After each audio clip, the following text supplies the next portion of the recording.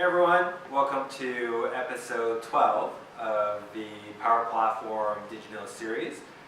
This week we're coming to you again from the Microsoft Technology Center, where John and I are just having a nice conversation at a bus stop. John, welcome. Yeah, hi everyone, John Sullivan, Technical Solution Professional for Dynamics 365. Awesome. So guys, the session that we want to introduce you to today, it's called Understanding and Building Model-Driven Applications.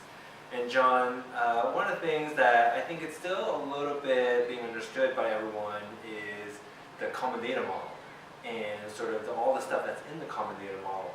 And they talk about sort of two different types of common data model, the common layer of the common data model and the application-specific layer of the common data model. Can you just help everybody understand a little bit sort of the difference between the two? Yeah, for sure. So great point. The other thing too is to understand there's the common data service, the common data model, and then as you described, layers of the common data model itself. So that common layer would have things that are kind of just similar to Office and makes that Office integration easy, like contacts, appointments, activities, those types of things.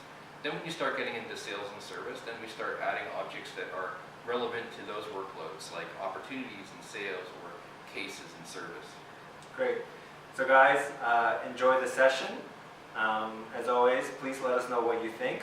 We want to know what you like, what you don't like, and what you would like to see us cover in the future.